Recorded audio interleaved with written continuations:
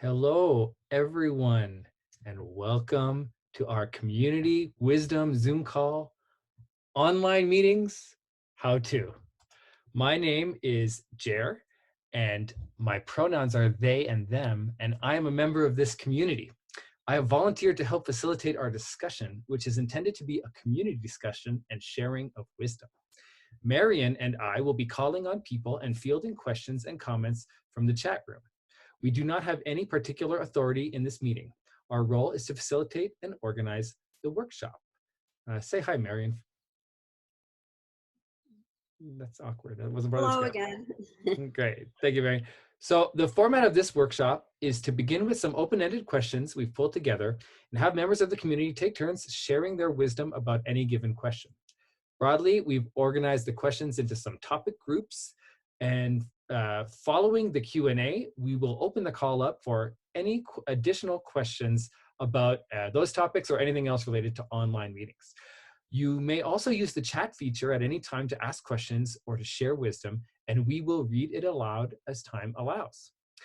For the sake of time, we're going to ask everyone to keep their comments under 2 minutes. Misha has volunteered today to keep track, and we'll let you know when you've reached 30 seconds left by saying 30 seconds. And then when your time is up, when you reach 2 minutes, she will say time. So thank you for respecting that. We ask that everyone practices wise speech in this call, which includes careful listening and engaging in the discussion in a collaborative and supportive manner. May we each strive to speak that which is true and useful, refrain from speech that harms our community, and develop conscious and clear communication. With that lovely intention, I'll ring a little bell. I believe in us. We can do this. Okay. So, jumping into the topic, online meetings. Obviously, if you're watching this deep in the future, you'll remember this moment when all of a sudden everyone had to go online for just about everything because of the pandemic. Lots of new meetings have gone online. Some of us have been doing online meetings for years. Recovery Dharma Online is a specific community of people who've been organizing meetings since Recovery Dharma was founded. We go back even before that as a community.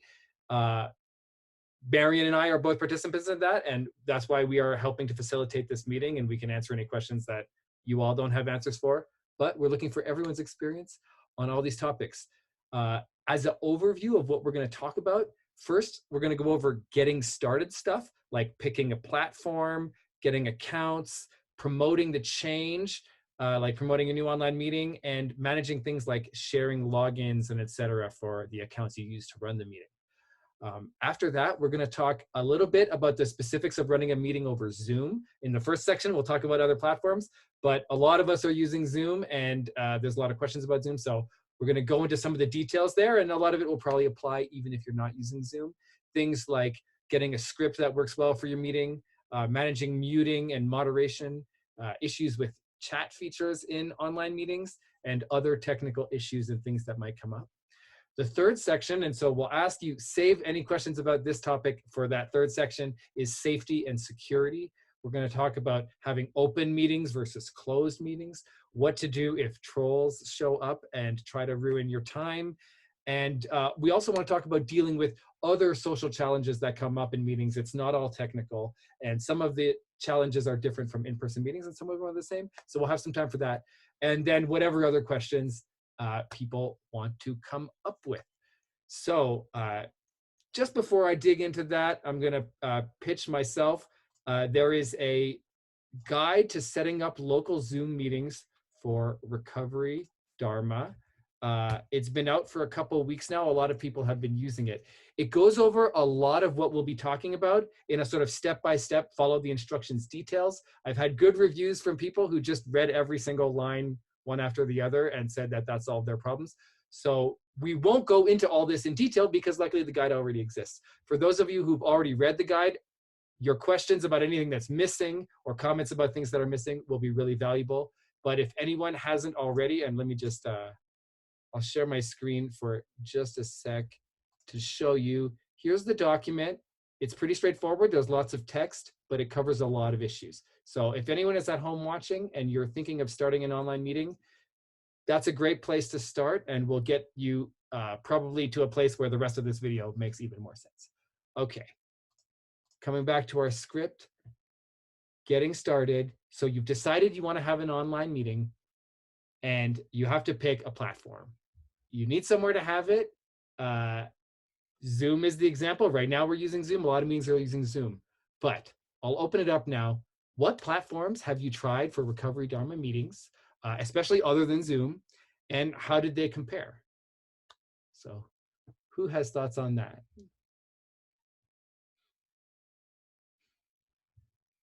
Chris, go ahead. Hey, I used free conference call before we went to Zoom, and it has in description it has all of the same features as Zoom, but Zoom seems to run a lot more smoothly. So free conference call is great for free, but there's a lot of glitchiness to it. So Great.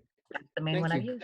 Thanks. Yeah, and I remember those days too, and it is a solution that can work, but quickly falls apart with lots of users, which is one of the challenges is finding a platform that scales so that if you have 10 people, it works, and if you have 40 people, it works, and they don't all have that property. Letty, please go ahead. Thank you, Jer. My name is Letty, and I am a participant of this community, and I am starting to co-host a women's meeting on Sundays. I have used also, I've attended recovery meetings in the rooms, and personally, I don't like it. I guess I'm not as familiar with it. I think Zoom is really user-friendly, and you can get to see everybody at, not everybody, but you can see a lot of people at the same time, and that makes it a little bit easier. In the other platform, I find it a little bit harder. You have to invite the person to come into the box to speak. So that's just, I prefer this one, but I've also tried in the rooms. Thanks, Letty. And that's InTheRooms.com. They've got a whole network of meetings. It's a great place to go find all different kinds of meetings. It's also pretty hard to get a new meeting added there. It could take some time. So Teresa, go ahead. Hi everyone. I just want to say that I've been in meetings via Zoom and Google Hangouts and all others, and Zoom is the never fail, actually. That's all I want to say. Thanks. Thanks, Teresa. All right, Tom, go ahead. Hi, I'm Tom. I'm a facilitator for a co-host for the men's meeting, and was recently asked to host for the In the Rooms meetings as well. And I've been in the rooms like since 8 months ago or so. And I've used other software like 8x8 and other stuff. Zoom by far has the least technical issues and very consistent with like a raise hand kind of like orderly fashion, and there is a niceness to the way that Zoom allows us to like hide non-video participants if you click in the certain areas, so that we see everybody, like 50, 25, whatever people all at the same time. And I haven't seen that with other softwares. And the way that you can interact with chatting with other members is really powerful. Especially as private messaging. So that's all. Thanks. All right, thank you, Tom. And Meta. Hi, we're plural, multiple personalities, so we'll speak with plural pronouns. We're just a member in Santa Cruz, and we started using or participating in the online meetings before COVID. And then now that there's no in-person meetings, we're doing all of our meetings throughout the week online. And we find Zoom to be pretty easy. We had a lot of trouble understanding how In the Rooms worked. When we signed up, we used our full name, including our last name, and then that ended up being like the username that was displaying when we were participating in meetings. And we felt that there was either it went over our head or they didn't explain that. And we couldn't find any explanation of that. And it actually took 3 different support tickets and then them changing something, and then we would write back, and 3 times over a period of a couple of weeks to get it resolved. It was very clunky. That was our experience. Okay, thank you. And one more question or one more answer for this. Val, please go ahead. Thanks, Jer. Val, I'm a participant in Recovery Dharma as a participant, occasionally do timekeeping. I have to echo the difficulty within the rooms. I mean, I pick up things pretty quickly technically, and it was more confusing and more energy than I wanted to do, or whatever. I like Zoom, and other meetings outside of RD use Skype, and I find that inconsistent. I think there's much more control that the facilitators have in Zoom versus Skype, but so that's all I got. Thanks. All right, thank you, Val. Before moving on, I won't belabor the point anymore. I think there's a lot of love for Zoom. So there's a couple of other options. Another company is called GoToMeeting. The company is called Citrix. The product is called GoToMeeting, GoToMeeting. It's basically the same thing. I've tried it for meetings before, and it was a lot worse than Zoom when you had a lot of people. They're almost the same, but then GoToMeeting, at least back then, it was more expensive and less good, but it's another option. Another great one is Jitsi. That is great in the sense that it is extremely private. It's open source, Jitsi. You can install it on your own server, so it's completely private, or you can use it on their server. It's like Signal. It's like the kind of thing that Edward Snowden would want to use, but it is not good at doing lots and lots of people. It uses like a peer-to-peer kind of thing and really falls apart after 5. But if you need that absolute anonymity, Jitsi is the best one to go. Zoom is the compromise of choice for a lot of us. Okay, the next question was paying for accounts. On Recovery Dharma Online, we have 3 accounts that we pay for by collecting money. We have a little nonprofit, like we have the whole setup going. But if you have a local meeting that has gone online and all of a sudden you have this bill you have to pay that you didn't have to pay, does anybody want to talk about how you solved that problem for the sake of others facing it? Because I know people have come across that. Misha. Hi, this is Misha. I'm a participant in RD Online and do ad hoc service in various meetings. Yes, I would like this topic discussed because I have another group I'm a part of, and I signed up for an account, and there's been offers to, pitch in, and I was like, okay, we'll deal with that later, not today in the meeting. So I'd like to hear people's wisdom on that. Great, thank you. John Tony, do you want to unmute? So it's more a question, but related to this. So we had several meetings create their own accounts. And then I decided to crawl out from under the covers and created one account for the Portland Sangha, so that we weren't all paying this corporation $15 a month or however much. But I'm a little confused now, or not confused, I guess I need some clarity on whether the home key can only be used for the personal room, or it can be used for any meeting that is scheduled under this account. Does that question make sense? Yes, and you're diving straight into a topic I was gonna get to later. So we'll move that. We'll get there for sure, and I'll try to recontextualize what you're asking so it's clear for someone who's not already in it. You're already in it. Good for you. Thank you for trying to figure all that out. It's complicated. But my point being that we are trying, I think to not skip the home key part, but we are trying to figure out a way to have one account that serves many meetings. Yeah, thank you. Doug, please go ahead. Yeah, I'm Doug. I'm in Oakland, California, East Bay. I co-facilitate a meeting or maybe two. Yeah, we decided to go with one account for the East Bay to host all of the meetings from. So the individual host will sign on to that account to host, and then sign on with their personal account to attend meetings. And it's just being paid for out of our regular Dharma fund. Great, thank you. Jane, you are still muted. There we go.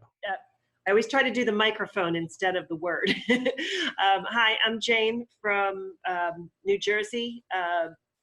And I guess I have not read the thing yet, but I will plan to do that. So I will try to keep my questions out. But on this topic, I do have a question.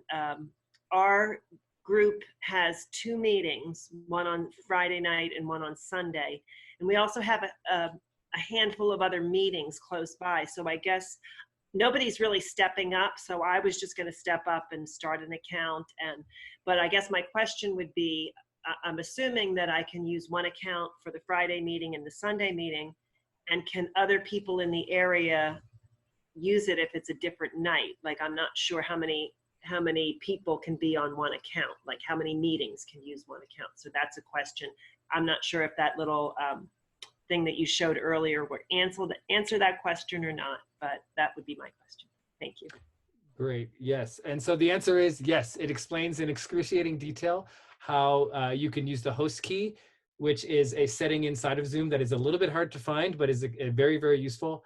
And it allows you to have anyone open up a meeting. So just a spoiler for everyone, it allows anyone to become the host of a meeting without being logged in. Normally you would have to get the password and log in. If you just give someone this special code, it's easy to remember and it doesn't give them any access to your information. So you can spread it around a little bit. And then the other answer was just, you can run meetings 24 hours a day if you're organized and make sure they don't overlap. So you can run one meeting constantly. And so the answer is, my personal, now I'm just answering, you would definitely want to try to have as few accounts as possible. We run like 20 different meetings on one Zoom account for Recovery Dharma Online. All right, and Critter had their hand up, and then Lachlan, and then Chris.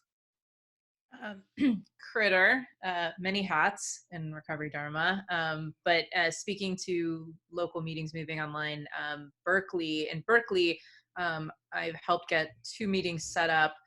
And one of the meetings, one of the members set up an account. We have a PayPal account for Donna. So we're using Donna to pay the $15 a month for Zoom. For the other meeting, and this is something just to think about if you have a meeting in an area where maybe you don't get a lot of Donna, ask if there's a student.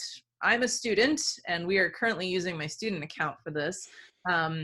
So a lot of students have Zoom accounts through their schools that are paid for, and they are paid accounts. So that's, so I try to make that available in my community for different meetings. So yeah, ask the students. All right, thanks, Critter. And just, okay, so we're mixing these two up, and that's fine. I should have had them together, I guess, the sharing logins and the paying for accounts. I just want to make sure I don't miss that other question, which was, can you have different meetings, meeting IDs with the same host code? And the answer is yes. If you set up separate meetings, your host code applies to the whole account. And what that would mean is that each meeting has a different URL you click to join, versus you have a personal, so you could use one meeting URL for all the meetings and nothing really bad happens. That's what we do for Recovery Dharma Online. But you can separate them too if you want and have the host key work for all of them. That's something that might not be clear in the guide. All right, so Lachlan, you're up. Hey y'all.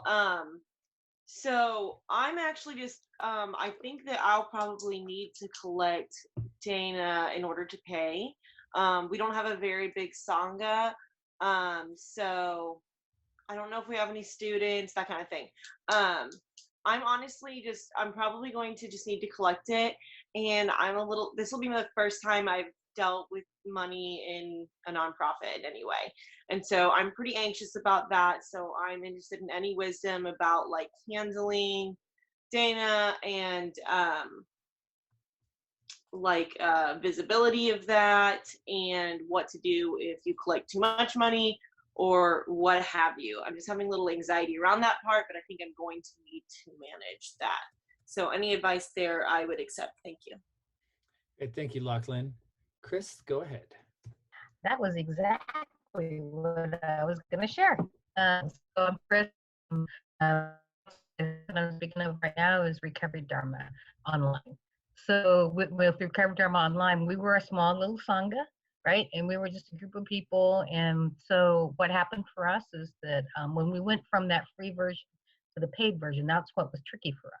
And so somebody just did exactly that. They decided to, to kind of just start an account, and then we let the treasury kind of stuff, like having a bank account and all that stuff, catch up to it. Well, there was a little bit of I have looking at my friends on either side of me right now. They can attest that there was a little bit of bumpiness around that, about that transition, but it helped us get started. And also, I would think of it in terms of the same way that you think of paying for any other space. So just like you were paying for the church space or whatever, and however you collect that money, you just having to, it's just going to a different source. And you have a little bit of a different, because you got to have a debit card or a PayPal account or some sort of online electronic payment. But other than that, it's really the same as paying for. It helps me get less anxious about it when I realize it's really just the same as paying for that church. Yeah. That's it. Great. And I'll just point out that in Recovery Dharma Online, we use PayPal, and the money comes in PayPal, and then we try to pay things with PayPal. And that's one of your options. You lose a little money compared to doing it in person. That's the stressful thing, is taking that money moving online, but it works out in the end. Okay, we have Meta, Michael, and John Tony, and then we'll move on to another subject. So Meta, go ahead. So we have two questions. One, with PayPal, does that mean that you have to have a separate bank account for the PayPal funds to be deposited into? And then the other question is, with the host key setting, it seems like potentially risky. If that floats out, anybody can get in. Are you saying that anybody can get into the account, or anybody can just host a meeting? And then I guess we have a third question is there some administrator and setting that could change the host key if necessary? Okay, I'll try and answer those quickly. With PayPal, yeah, you would need either someone's personal account, and then you hold them accountable to keep accounts of that, or you have a nonprofit. We set up a nonprofit to take our money, just like we would to accept Dana in a local meeting if we were organized. In Montreal, we don't have a bank account. It's just whoever's bank account is handling it right now. In terms of the host key, the important thing about the host key is they don't get to log into your Zoom account on the website. They only can take over a meeting, and it only lasts as long as the given meeting. And you can override it. This is also mentioned in the guide. You can override that by logging in. If you're logged into the Zoom account in the website and then you join the meeting, you will have power over them. That supersedes the host code. And we had a problem with this. It was just someone who was not at their computer, and they ended up in charge of the meeting, and it was just this ghost, and no one else could get the host. So we logged in through the website, and that solved it. And the third answer is, it's easy to change the host code, and then you just have to notify the other people who are supposed to have it, and then whoever isn't supposed to have it won't have it anymore. A lot easier than changing the password, because it's an easy to remember number, and it's not as secure, so you don't have to treat it the way you would with a password, sending it very securely. You can just tell people the number, and you can choose the host code and make it an easy to remember number too, which is really nice. All right, Michael, go ahead. Yeah, this kind of follows on what John Tony was saying, and also you mentioned that meetings can't overlap on the same host key, and so we're just starting a number of meetings in Portland, and just wondering, can you have a meeting that starts at 9 on a day and then another one at 9:30 on the same host key, or does it need to be two different? Great question. The answer is That's not about the host key. The host key isn't the point there. It's the account. You have one account and you can't have overlapping meetings. If you try and join another meeting, you get a message that said, this meeting is, this account is already in a meeting. And if it's the same meeting, then you can just join it, but you can't, you need 2 accounts for 2 meetings. In a Recovery Dharma Online, we have 2 accounts specifically because we have 2 meetings that overlap, and that's why we needed the second one. But if you can stretch it out over the 24 hours and 7 days, you can have a whole lot of meetings for $15. And then we had in the chat, JD says, when it comes to financial management, we have a 2-party governance for NOVA meetings. One person is the treasurer, but a second person has to authorize disbursements.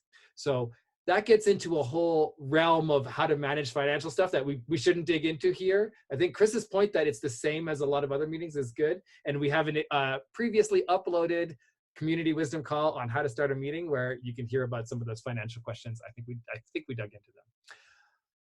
Great, John Tony, and then we'll talk about the next topic.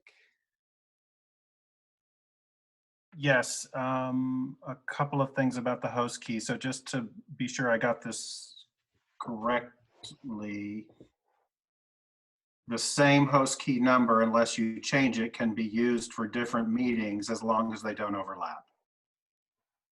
Yes, and that applies both to the meeting URL, which is the ID, the meeting ID, which is part of the URL and is also what you type into the phone if you join by phone. You can use the same one 24 hours a day. That's what we do at RDO. You can also create custom ones so that people don't accidentally join your meeting. But if you want people to accidentally join your meeting looking for Recovery Dharma, then use the same number over and over. That's what we do. And the host key is different in that the host key is one number that applies to the whole account. You can only change it for all meetings at once.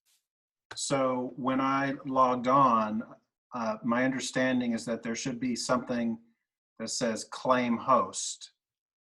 And that was not there. Not that I wanted to, but when does that show up? When there's no host yet. That's the thing about it. When there's already a host, you ask them to make you the host. And if they're the wrong person, you log in as the Zoom account and then you can take over, like I was saying. That's it's one of the trickiest parts. A lot of people get confused on that, but it's because there's already someone there and you just talk. Right. So that's the part I wanted to review. So I set up this Recovery Dharma Portland account, and I was going to come into the meeting, but other people are the hosts and I don't need to be there. And I think what you said earlier is as the person who has the account, if I come into the meeting, I will override the host key and become the host. Is that what you said?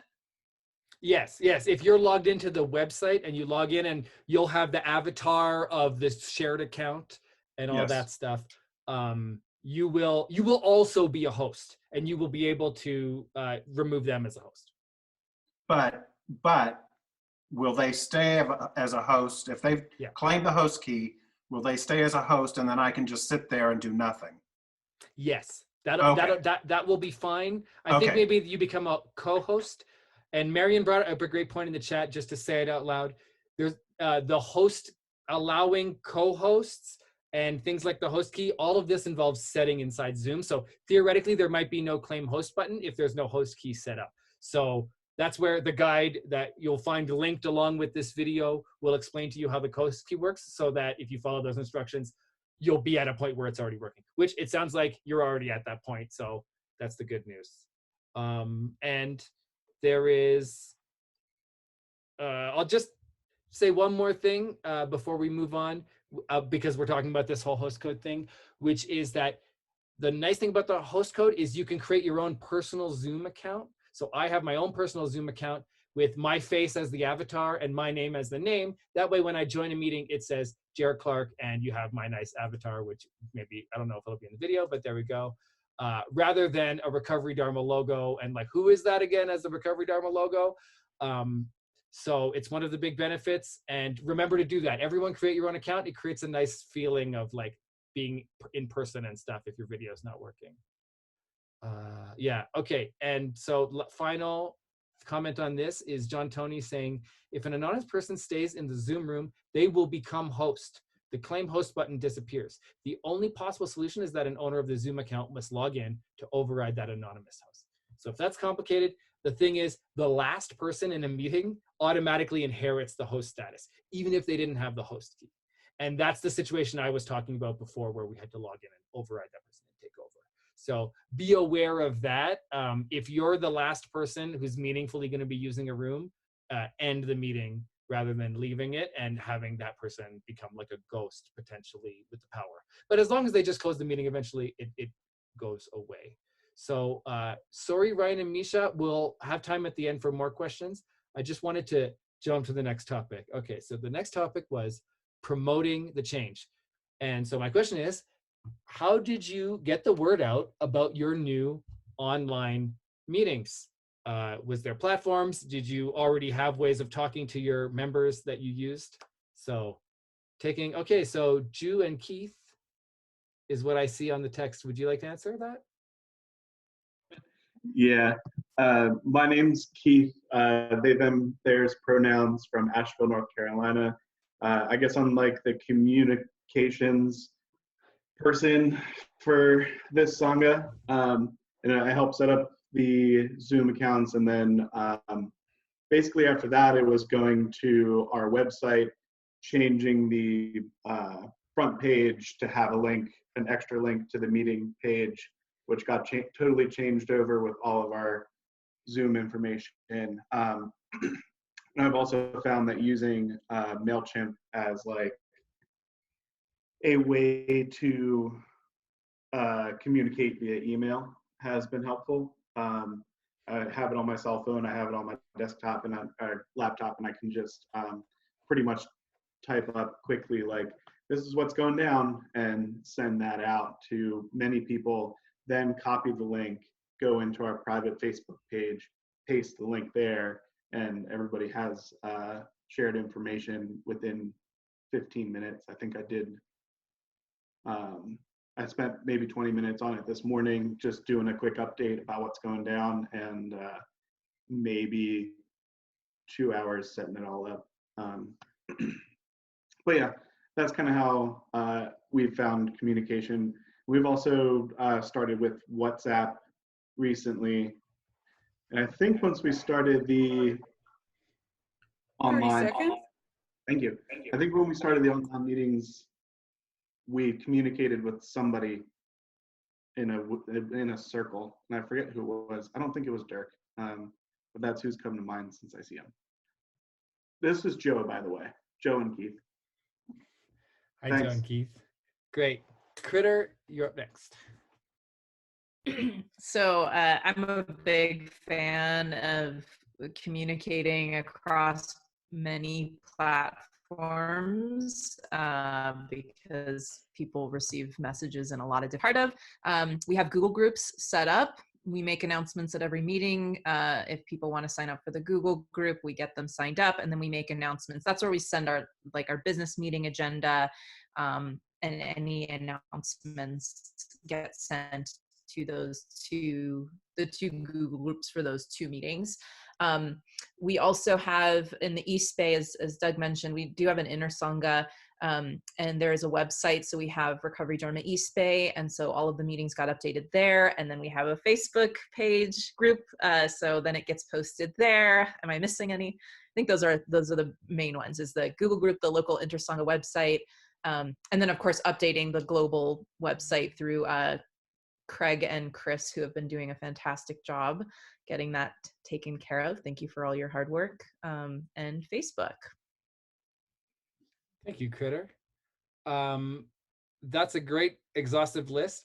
The one thing I wanted to add was that Facebook events is something that can be really good. I've used this in Montreal for all our meetings, and if you don't normally use it, it's even more effective because people will be like, ooh, what's this? There won't be drowned out in constant invitations. So if you're starting a new meeting, having the first meeting of it, including online, is as a Facebook event can generate interest with those who do use Facebook. But of course, having a mailing list and all that is great because people, a lot of them don't use Facebook. And right now, the answer is go to recoverydharma.org, find the COVID specific page, and there's a link to fill out a form and send your meeting information for the special spreadsheet of temporary meetings. In the future, I don't know what that's going to look like. So people, my message from the past is go look recoverydharma.org and read carefully everything you find about how to list a meeting, and you'll find the latest information for that up there. Beatrice, please go ahead. Hi, I'm Bee. Let's see. I'm on the board of the Portland Intersonga as a secretary. I'm on the Lit Circle, and I used to be Bee's Books back in the Refuge Recovery days. But that's and I still write for the newsletter, so that's cool. Yeah, I just want to put out a shout out to everybody. If you are, if you're starting online meetings or if you're moving meetings to online, please do go to the Global Recovery Dharma website and make sure that it gets onto the new COVID spreadsheet, because there's tons and tons. I'm right now going through all the meetings I can find in all the local intersangas and making sure that they're posted there, because dozens are not posted there on the global, and that's where people often go. So I just want to put a shout out, because I'm going to get as many as I can on there, but it's going to be up to each intersanga and each group to make sure that they actually get there and get things stay up to date. And I Great, posted the link in the chat, so it's in the chat. Great, thank you, Critter. The last thing I just wanted to say was some specifics. This is mentioned in the guide that you'll find in the link, but for Zoom meetings specifically, the address equivalent is a few different pieces of information. The most important is the URL. People who click the URL will be able to log in. They'll be able to download the app if they need to, all that stuff. So you want to put that front and center and maybe repeat it a few times so that it's really easy for people to find that Zoom join URL. And then the other things you want to have is the phone numbers that they can call to dial in by phone, because Zoom supports phone, but you have to remember to send that information, as well as the meeting ID, because when they call in by phone, what they'll need is the number to call, and then they'll need the meeting ID to type in. And that ID is the same as what the URL is for the meeting, but people don't know that. So you have to list it separately, find a way to integrate that information, and then people will be able to join your meetings more easily. That I think is a good amount. Chris, close us out on this topic. So just on the meeting list that's up there right now of the temporary meetings, we kind of have limited space. So right now, really the only thing that's there is the link to the meeting. But when people click on the link, part of that process is it shows the phone numbers. So that's kind of where our compromise right now with the list. When you have a whole page, then you can do the numbers and stuff. But we kind of have a little bit of a limited space with that right now. Yeah, totally. So sometimes you need to compromise, and that URL gives you what you need for most people. If you're giving it to people and you think they might not have the internet at the moment where they're going to use the information, including all that other stuff, helps. All right. So great. That was one of three. Whew. So the second section is called running a Zoom meeting. And this, I just wanted to have time for questions and answers about technicalities of running an online meeting, and we're going to focus a little bit on Zoom because as clearly proven, that's what a lot of people are using right now. So the first thing I wanted to just say was talking about scripts for online meetings. Recovery Dharma script is great. It's really bare bones, the one in the book, and online meetings need a lot of extra stuff. So people, did you use an existing script modified for online? How did you deal with that question? And Critter wants to go first. So we basically took a hybrid of, well, the script for this meeting, because I like the intro part that talks about, how to mute your video and change your name and all of that, the online script that's available through RDO, and then our own personal meeting script. So kind of fused the important parts of the local meeting with the online meeting script, and it's working just great. Yes, we will share the script. I see that in the chat feature. Somebody asked if we could share the script. Great. Okay, so Critta's going to put that in the chat, that special East Bay one. And I will put, here's another one. The spoiler is, in the guide, we link to the script that we've developed for Recovery Dharma Online that has talk about muting and talk about sharing and timekeeping and all kinds of procedures cooked into it so that it runs smoothly online. So it's a good starting point to use. If you're starting an online meeting, we recommend you don't start with the one in the book, but with one of these, and then just make modifications to it. The one that is linked in our guide is a Google Doc. So all you need to do is go File, make a copy, and then start editing your own version of it for your local city and changing whatever you need to. Does anyone else want to talk about scripts? All right. So second topic that I had was muting and unmuting and moderation in general. So how have your online meetings managed the challenges of crosstalk really on the extreme level that we get in online meetings? What do you recommend for people starting new meetings? Go ahead, Keith. Hi. We've done actually a really good job, I feel, with the mute and unmute. Our meetings have a lot of space in them and a lot of like silence. So at certain points, the raise hand just isn't necessary when it's been 45 seconds to a minute and a half since somebody like said anything. So and that's like the way that our online meetings have been, or our in-person meetings have been too. But then at certain points, I feel like last night it got to, there was 2 or 3 people in the queue with their hands raised, ready to be called on, and the facilitator was doing an excellent job of that. And it's been a lot better than other meetings I've participated in. Some of the other fellowships around here are not as organized, and I feel like one thing has been one benefit to Asheville has been having people with experience with these online meetings, specifically on Zoom, specifically the Recovery Dharma .online folks, just like popping in and having one person that facilitates meetings has been huge. He's brought the script, brought some etiquette, and has helped us out a lot. So I really appreciate this call too. So I think this is a wonderful example of how a Zoom meeting should work as far as mutes and unmutes go. Thanks, Keith. And yeah, so the subtext there is that in the Recovery Dharma online script, there is a whole thing about raising your hand using the hand raising feature. There's probably a hand raising feature on most platforms that are modern for online meetings and stuff. And whatever, if it's not hand raising, it's something else. Find some way to indicate. If not, you can use the chat.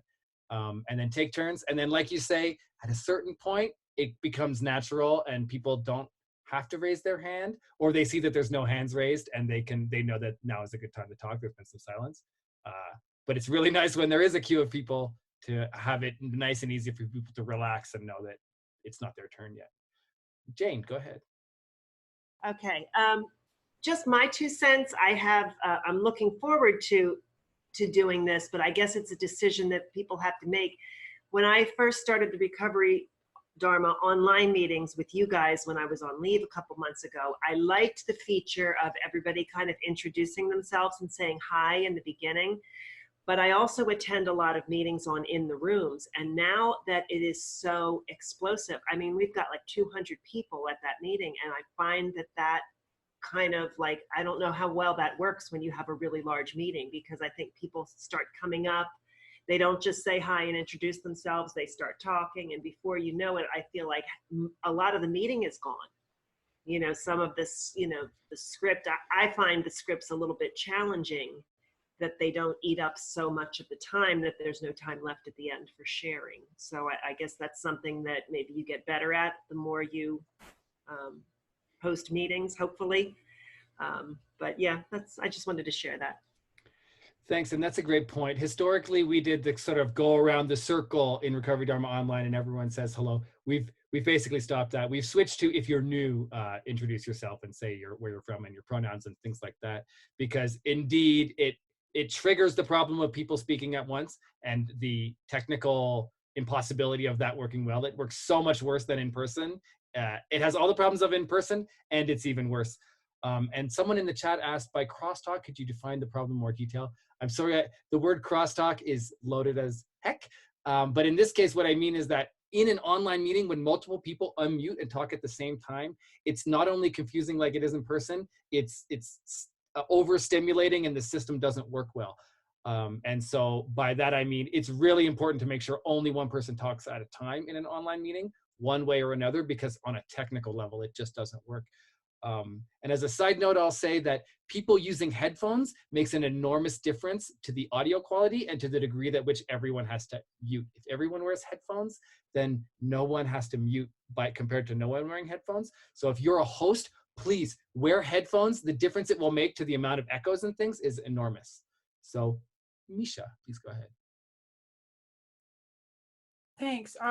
In relation to crosstalk, defined as multiple people talking at once, one of the things I've found helpful in some of the Recovery Dharma online meetings is that it's been added to the script that during a sharing portion of a meeting, people refrain from using the chat feature unless they're sending a private message to someone. I can, as a participant, I find it very distracting if there's a whole conversation going on in the chat that's going to everyone. That's it. Yeah, thank you, Misha. I had that as a separate topic, but really it goes along with this one.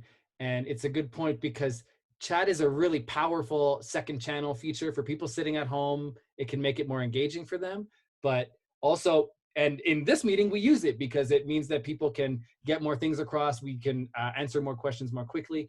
But in a meeting in Recovery Dharma Online, we found that a lot of people feel the way Misha does. And having anything happening when it's supposed to be the kind of solemn time, like you can imagine someone in an in-person meeting using their phone around the circle, how annoying that would be to some people and how reasonable it is that they would like it to be a more sacred space. So consider that, what mood you want to set in your meeting and whether you want to ask people not to be doing chat during certain parts of the meeting, especially during the shares and things like that. Once you get to announcements, once you get to after the meeting, you can have different rules. But in the Recovery Dharma Online script, we mentioned that explicitly, and it's controversial, but a lot of us have found that it's worthwhile. Beatrice, please go ahead, or B, sorry. Thanks. Yeah, B. So I go to a 6 a.m. AA meeting, and it's exploded. Instead of 30 people, now we had like 101 this morning. And so we're starting, it's all new. This is like 3 weeks that we've been doing this. This morning they said, please don't use chat unless it's a private message, because it's kind of like having a side conversation during the meeting. It's actually, when you come to think about it, it's actually just about as rude. It takes people away from a share. So I just want to, piggyback onto that. And let's see, what was the other thing? Blah, blah, blah. I'm typing all of this as we're going. Well, now I forgot what it was, so it must not have been that important. We'll come back to it. Okay, thanks for all your work taking notes, B. Yeah, thanks. I'm typing as fast as I can. So we got Ted in the chat saying it would be nice to be able to disable the orange chat notification in Zoom. And I know exactly what Ted is talking about. If you don't have the chat panel open and someone makes a chat, little notifications pop up and start bothering you. I don't know how to turn that off. That's an interesting question. I'm usually a host, so I don't want to turn it off. I need that because people are like, there's a problem with something. So for hosts, don't turn that off. That's some advice I'll give you. You need to know someone might be saying that they can't hear you. But one way is to open the chat window. If the chat window is open, it won't give you the annoying orange notification. And you could even like take the window and sort of drag it to the side until it's off the edge and you can't see the chat anymore. That's a hack, but there you go. I'll give you that for free. Okay. Does anyone else? B, go for it. I remembered what it was. So introducing yourselves at the beginning of the meeting. Also, so as meetings grow, and the word local isn't going to mean anything anymore. I'm putting stuff onto the .org or the global really quickly, and if you can't find a meeting locally, well, just go to New York. It's not a big deal. but it means that meetings are getting larger and larger. So one thing that this meeting this morning is we're not going around. We're not introducing ourselves anymore. People show up, your name's there. So we might, you might think about it in your own meeting. How many people are there? Maybe you don't want to be introducing anymore. And just the idea if someone's new, great. They should definitely say they're there and they're new. Great, thanks, B. And yeah, one thing is we've noticed lately, there's so many new people that there's more new people than there even used to be in the meetings. We used to have 8 people in a meeting and consider it a success. A final thought, one thing that we came up in Recovery Dharma Online when we were discussing this, like, how do we deal with it when there's more than 50 people, is as people join, as the host, as people join before the meeting, you welcome them, you say hi, you sort of give them a chance to unmute and hear their own voice for a second. That helps offset the question of not getting a chance to introduce yourself. So it's a good habit to do anyway, and it offsets that problem. Chris, go ahead. And the flip side of that is setting up and planning on having a time after the meeting. So kind of build that into the plan that you're going to have social time after the meeting. Same thing. Yeah, that's a great point, Chris. And it wasn't on my script, so I'm going to say it right now and then give a chance for anyone else to give feedback.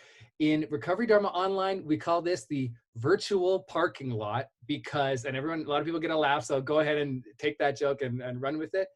The fun thing about virtual parking lot is it's like after a normal meeting, everyone gets kicked out and they lock the door, but people just stand around forever talking.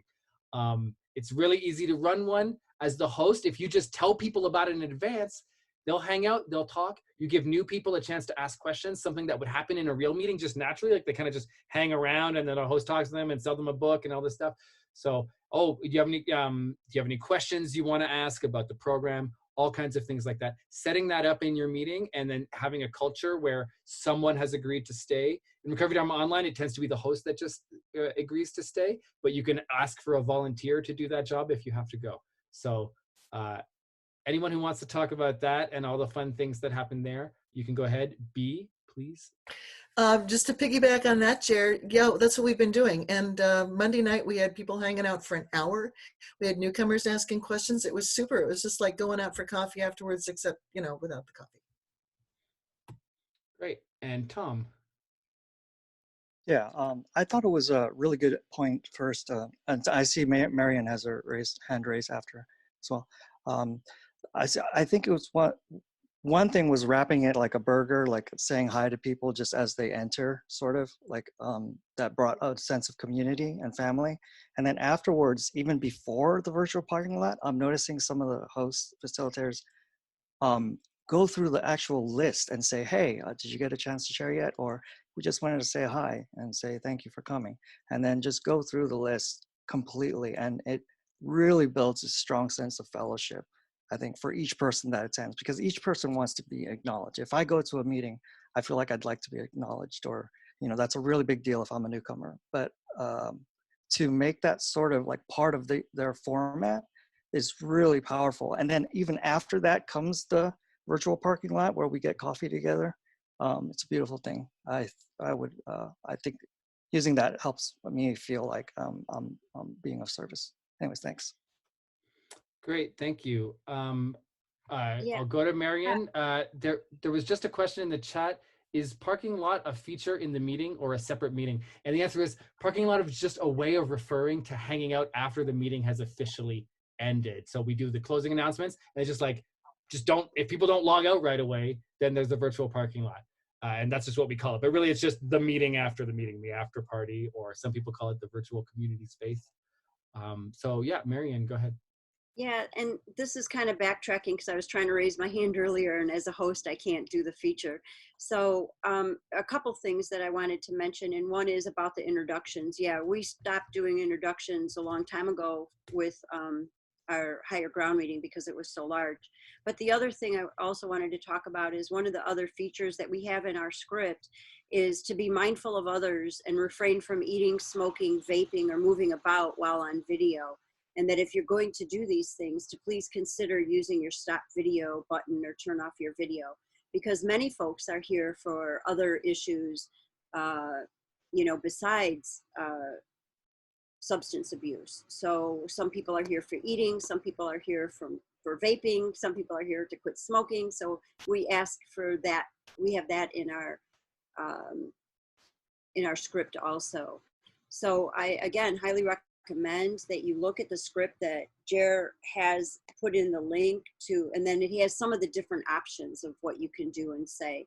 And then some people don't call it the virtual parking lot anymore. Some groups are calling it virtual community space. So I just wanted to throw that out there. So it's all the same thing. And we also have that in our script to where we share that at the end. And we ask folks that, you know, we thank them all for their practice, and that we encourage anyone who's new to recovery Dharma or recovery overall to stay in the community, virtual community space to answer questions. And so we have that built into the script, you know, or if you didn't get a chance to share. So I just wanted to add those couple things in. Thank you. All right, thank you, Marion. Dirk points out that if you have back-to-back meetings scheduled on a Zoom account, I don't think a parking lot / post-meeting social time would work. And that's a good point. And honestly, go ahead and try to leave 45 minutes in between meetings, maybe even an hour. If you can swing it, it has a big effect. Plus you want time before the next meeting for people to show up early and socialize. So having a buffer of an hour is a good way of using up all those 24 hours that you have access to. Okay, there's a lot of interest in talking about breakout rooms. I want to finish up this topic. So Ray and Misha have their hands up. If you want to talk about virtual parking lot or moderation issues or chat, please go ahead. If it's something else, it'll be just in the next item. So go ahead, Ray. Thank you very much. My name is Ray. I facilitate a couple of the meetings on Zoom and in the rooms. It's really, I think, important for not only facilitators, but regulars as well to keep in mind that there are so many newcomers coming into the rooms at an alarming rate. And I've just found it, I think, make things a little bit smoother to set it up at the beginning of the meeting, how the meeting is structured, so that newcomers know there is a meeting, it ends in an hour or 75 minutes or whatever it is. Then there's a parking lot, and then there's time for open share afterward, and make it into a 3-part section. I know that in the rooms, it's been a little bit smoother that way. I think Tom and I and Chris are only affected in that regards. But in the other meetings as well, in the Zoom meetings, to structure it as 3-part. And even if I have to message somebody privately and say, hey, this is the way, you know, the meetings are run, it just works a lot smoother that way. Thank you. And thank you for hosting. Great, thanks, Ray. And Anthony said something similar about how it helps with crosstalk to mention that there's an open sharing time after. And I'll just echo that. If someone asks a question during a meeting, we tend to say, okay, after the meeting is a great time for people to answer that question, which kind of sets the tone of like, we're not asking, it's not really an open discussion, especially because the online format makes that harder. Although it's possible you can do crosstalk if you want in your meetings, however you want to define that. But moving that to the end has been a really good effect, and it creates a great conversation as soon as the meeting's over, as people offer advice and things once it's been asked for. Misha, go ahead. Thanks. I'm not sure at this point if this fits in right. There's settings that I found in the Zoom. Allow people to join the meeting early. I found that lets people come in at any time. So I tested my meeting and I could get into it several days early before it was scheduled. And then there's another feature. So to avoid that, I think if I said, no, don't allow that, and change the meeting time in my scheduler, that might open the meeting only at that time. I don't know, I haven't tested that yet.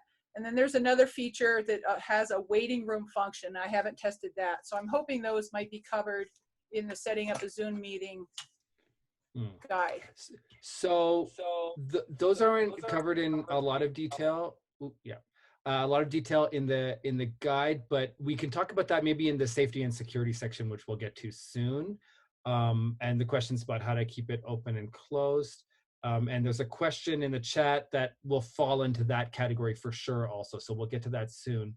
Okay, so I just wanted to leave a little bit before we get to that, and we need to save time for that, but a quick comments on other technical issues. And the ones I had as examples were screen sharing and using breakout rooms. So Chris, do you want to talk about breakout rooms? Or did you just want to have it as a subject? I was just saying it whenever, if you've already got it in the agenda, then. Okay, so here we go, breakout rooms. We use them in RDO for a really specific purpose, which is we have enormous meetings now that are like 100 people. And when we get to the sharing part, it's really, we feel it's not practical to have that many people. So we split the meeting in two using breakout rooms. Half the people share on one side, half the people share on the other side. And then we actually do the announcements separate because we don't always know if the time is going to line up. And then we come back together for the virtual parking lot at the end. So that's not the original design of breakout groups. How we use the breakout groups in that way to avoid anyone getting stranded outside of a group. There's a guide inside of our Zoom guide. It links to another guide because breakout rooms are so complicated. They needed their own guide, but it goes through a lot of detail with a lot of examples. That's the RDO sort of answer, but anyone else who wants to say something about breakout rooms, now's your time. Okay, go ahead. I'll go ahead and I'll just add, thank you. I'll springboard off that. Just that they're a great way, another way, what the last conversation that we had just a minute ago reminded me that they're also another great way to help build community because people have a smaller group to connect with when they're doing the shares. I'm really proud of all the folks in RDO because breakout rooms are kind of the next level up because you need to have at least minimum of two co-facilitators, co-hosts. So you gotta kind of have a community where you've got multiple co-hosts available within a meeting, and so definitely it's one of the things to practice with before you get online, but it can be really helpful. Thank you. So that's why So we have some good comments in the chat. Someone's asking, is breakout rooms part of the $15 per month Zoom package?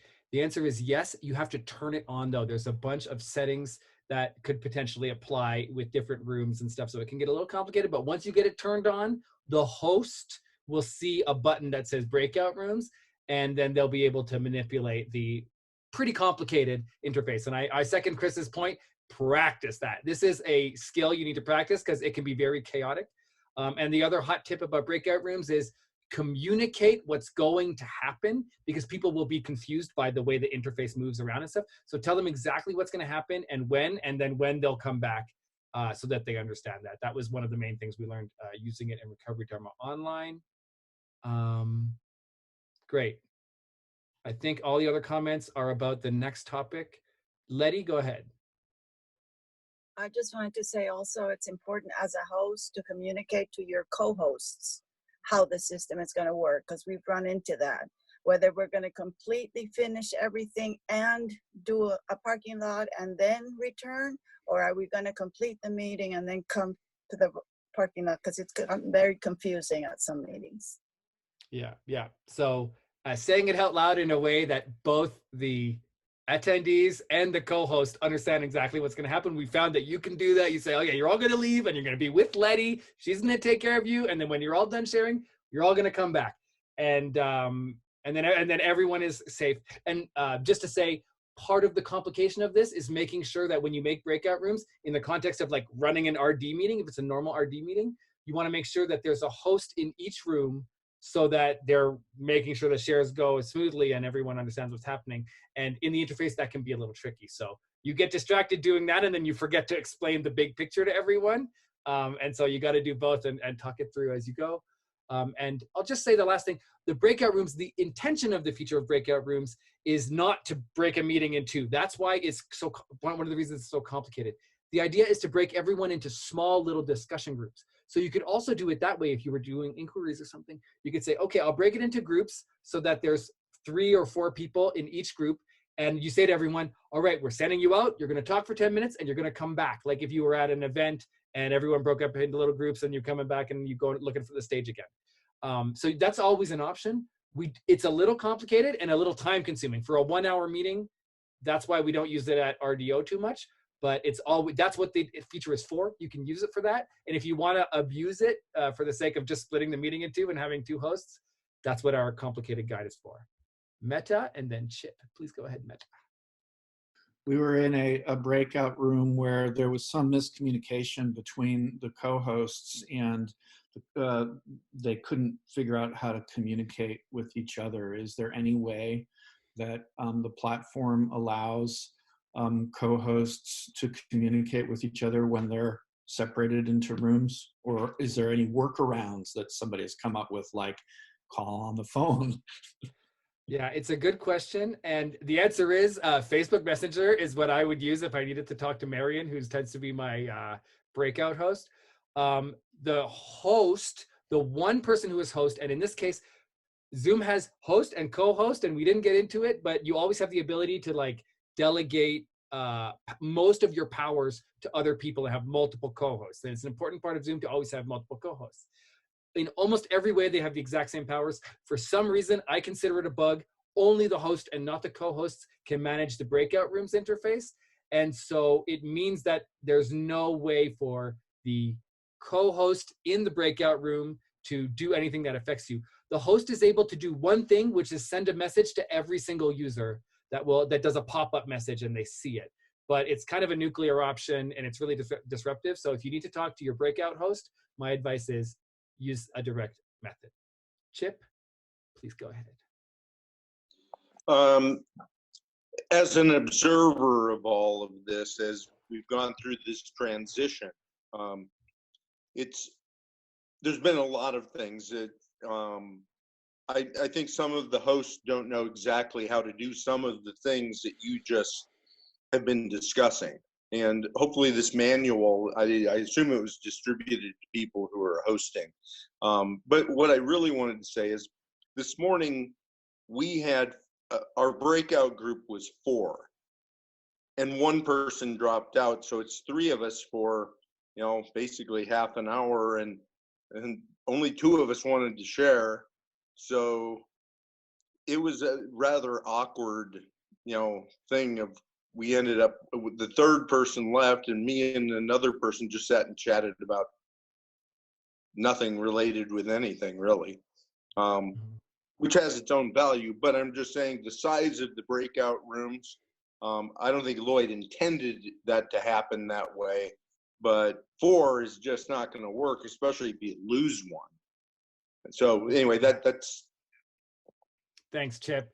That's a good reminder that that's what it's for. So it wants to do that. It takes the number of people by default. When you create breakout rooms, it takes the number of people and divides it by 4 and says, oh, do you want, you have 40 people, do you want 10 rooms? And you have to say, no, I want 2.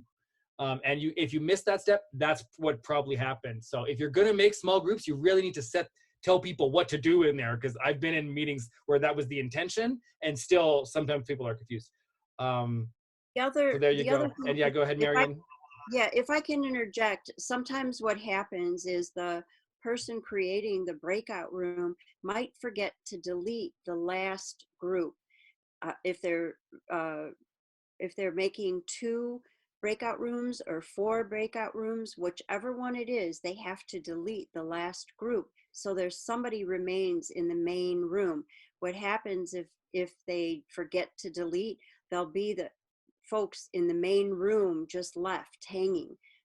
And so that has happened before, where then there were like only 4 people in that group and they're just hanging in the main session because the delete part was forgotten. And so that's where to really look over that instruction sheet that Jer wrote and follow that to the T, because otherwise you can have floaters. Yeah. All right. So we are running low on minutes, and it's my fault, but we want to get to the safety and security stuff. So there's some comments in the chat that are interesting, that are things I forgot. Participants who are in a breakout room are able to message the host and ask questions. The host is able to jump around between rooms, which is interesting, but not helpful if they're currently hosting a Recovery Dharma meeting in the main room. So there's options there, but setting up a direct line of communication between you and your co-host is a great idea, because none of those tools really let you pinpoint it, and it can be really stressful in the heat of the moment if something is coming up there. So thank you all for that wonderful topics. The last thing that I just wanted to go over, and there's no time to get into the details of it, but it's screen sharing. You can screen share the readings for a meeting so that everyone can see it. And if you want advice about that, the main how to use Zoom to host a meeting guide has excruciating level of detail about it. So we won't try and go into it here. Just know that you have lots of options and it can work really well and maintain your privacy. And if you're sharing your entire screen when you're screen sharing, then there's a better way. So go look it up in the guide. All right. The final topic, safety and security, a big, giant issue right now in this Zoom era, where Zoom is now a verb that everyone knows, and no one knew it 2 months ago. So Zoom bombing is becoming a fad where horrible people with lots of tragedy in their personal lives that we can be compassionate towards decide to invade Zoom rooms and try to ruin everyone's time. They take every feature they possibly can and use it to try and have destructive antisocial content like hardcore sexual imagery or just otherwise racist or objectionable things. It's not a super widespread problem, but we want to be ready to deal with it as best we can as meetings. And so I wanted to make special time to talk about those things. I'm breaking it down into open versus closed meetings, how to deal with trolls, and then dealing with other social challenges that come up in meetings. So first one is open versus closed meetings. And the question here is, there's a couple of versions of this, and I'll outline them and then ask for input. One is, do you allow anyone to join the meeting, or do you ask for a password? It's possible in Zoom to ask for a password, and it's harder for people to get in, and strangers can't possibly get in, but now you know exactly who's coming. There's also an option to lock a meeting after it's begun. You can use a setting to say no one else can join after this point. And that can give some extra privacy, extra avoiding the possibility that a ton of people come in at once or something. So what have you done? What has worked in terms of open versus closed meetings? And I'll just say Recovery Dharma Online has had a policy our whole existence to just have open meetings. People come in late, it's valuable, and they get a lot out of the meeting even when they come late. And what we want is for our meetings to be as accessible as possible. So that's how we do it, but not everyone has to make that choice. Go ahead, Critter. So yeah, I feel like especially right now when there's so many people who need meetings and aren't super familiar with Zoom, we've kept our meetings open without a password, and just set up a lot of different filters, like, you know, only the host can do a screen share. So that's one of the settings that I have set up. In this, you know, for this meeting, because I had heard that they're like turning off the private chat, you know, has been helpful, because I guess that has been a way that Zoom bombers have, I don't know, set spam or different things like that. So I have that set up. No one can join before the host. And yeah, I just basically went through the settings and like selected as many restrictions as I could without having to use a password. And then, you know, just made a plan, a contingency plan, that if somebody's misbehaving, we either put them on hold, pull them into a breakout room, or boot them. Thank you, Critter. Critter brought up some important settings that exist. One is to not allow people to join before the host. One thing to keep in mind with that feature is the host code doesn't work with it. You'll have to have someone logged into Zoom in order to start up the meeting. And for Recovery Dharma Online, that's kind of a deal breaker because we use the host codes extensively. But if you're willing, if it is your own meeting and you're always logged into Zoom when you join, it does enable you to control the fact that no one is in there when you get there. Although if you get there and there's bad people there, you can always remove them as long as they're not the host, which is usually the case. Anthony, go ahead. Anthony. I'm from the Fort Smith Dharma Recovery. And I was going to just say that there is an advanced setting that you can go into that's tied into your personal meeting ID, your actual registration name. It'll go to a browser-based page that has advanced settings to where someone cannot rejoin after you have given them the boot. And that's very important to know that that option is there, but you do kind of have to look for it. Yes, and that is a good option, especially if you know that that's happening every now and then. Yes, that's a good option. Every now and then you have a reason to remove someone, but it's not they haven't been misbehaving. And that's how I always look at those settings. I always think of the cases where we do want to use it, but if you have a steady problem of trolls, certainly you want to be able to kick them out. And if you have trolls during a meeting, probably you want to kick them out and close the meeting for new people joining at that point, because it's okay to have a few people waiting outside versus having trolls streaming in. Go ahead, Keith. I think this might have answered my question. When Critter said to put people on hold, and they said in the chat that the host can also turn the participant's video off and mute them. Is that what you meant, or is there like a literal like hold button that you could do? And would then, yeah, I'm gonna leave it there. Yeah, there is a put on hold button.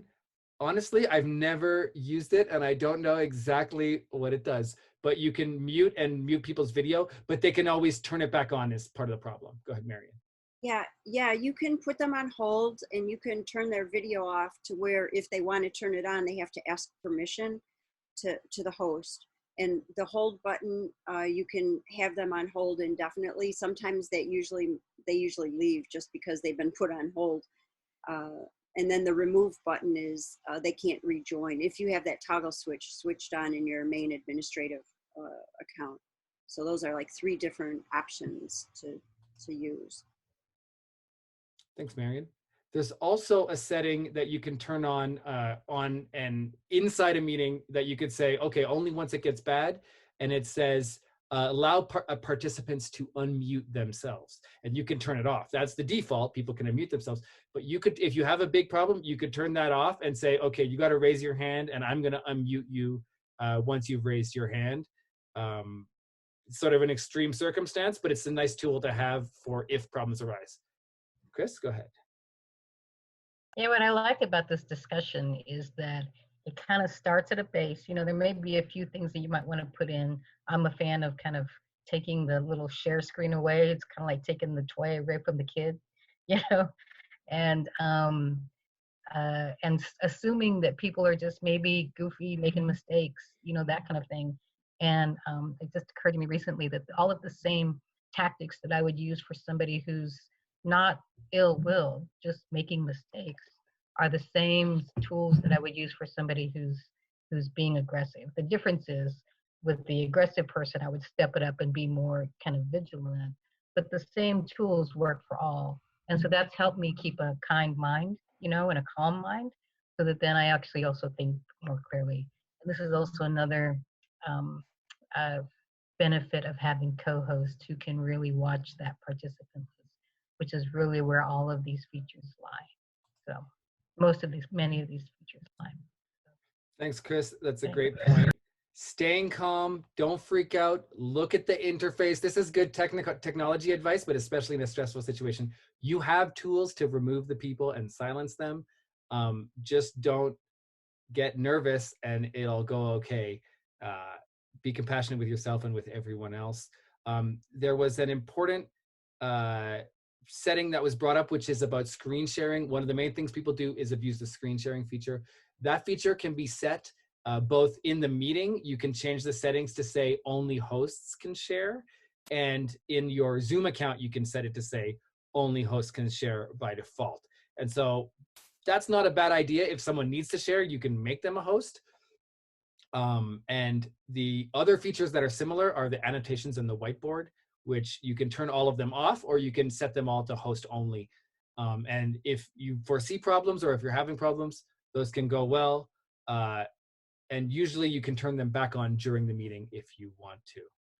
So we are coming up to the end of the meeting, and we will hang out and keep talking, but I've been asked to close out the meeting with the closing announcements, and then we can keep chatting about other things that people are interested in talking about on these subjects. Hey everyone. All right, so it's like 1 week after we did this call and already a bunch of stuff has changed. So I just wanted to do a quick update here at the end of the video. A few things happened. Zoom did a bunch of changes over the weekend, and they turned on passwords on meetings. So there's a feature that we didn't even talk about because we wouldn't even consider it normally, of having a password on a meeting and someone has to theoretically type in the password. The thing to keep in mind about that is if you want to have passwords on your meetings, when you go grab the URL to share the Zoom meeting, it has the password in it. So when you give someone that URL and they click it, they're not going to have to type the password as long as they have that URL.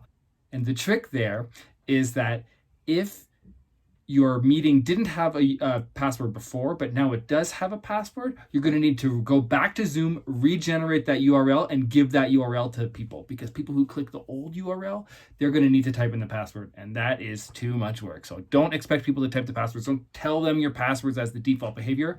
Just get them the new URL and have them use that. The other thing to keep in mind is people who are calling in by phone will need to know the password. So if you have people calling in by phone, when you have that like how to call in by phone information, you're going to want to include the password as part of that. Over the weekend, it seemed mandatory to have a password, and everyone was given a password without their permission in a weird way. So that was stressful. Seems like now you don't have to have a password, so you can go back to choosing. The slight benefit of the password is that if you're not sharing the URL for your meeting anywhere publicly, then it is more private if you have a password, because someone could theoretically guess the number. Like every Zoom meeting has a number on it, and you could theoretically guess the number, and some people have done that. If you're giving out your Zoom URL to the public, then they already have it. So anyone who has that Zoom URL, they have your password. They can get into your meeting. So I see very little value if you can avoid having a password. Basically recommending not doing it, but it's always up to you.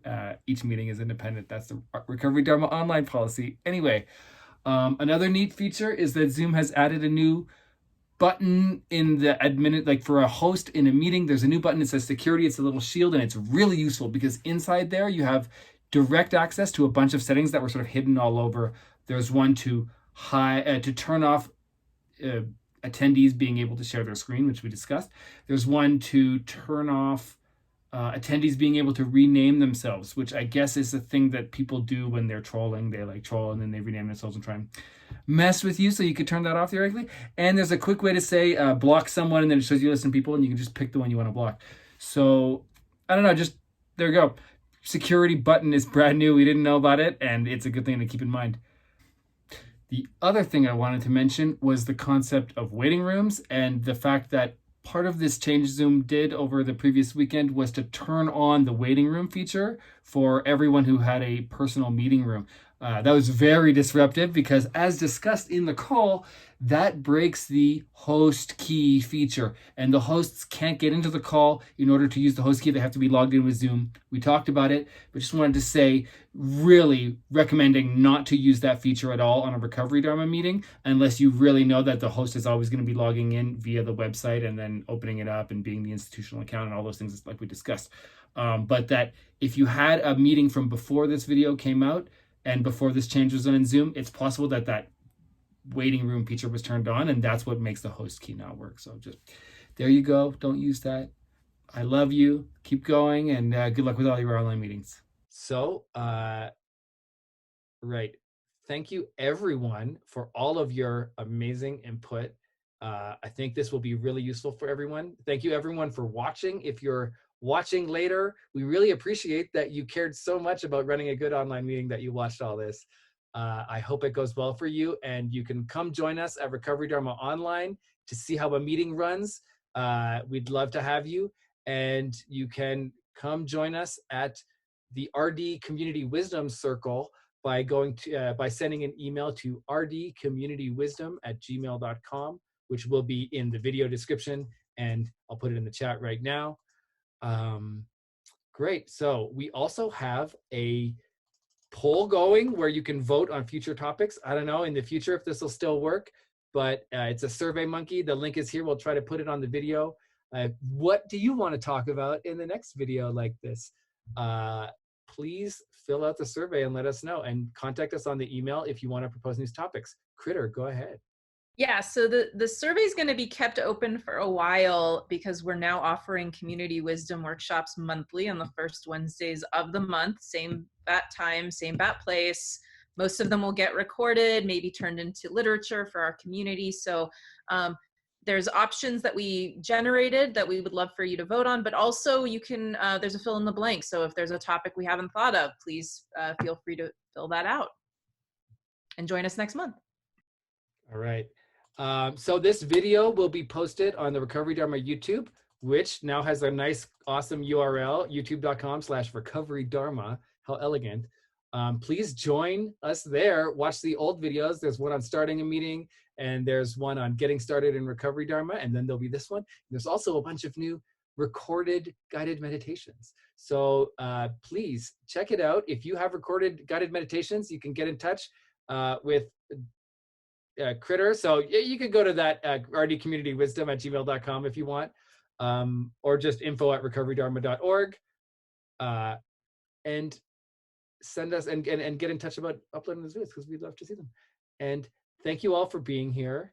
And I'll close us real briefly with the shortest dedication of merit possible.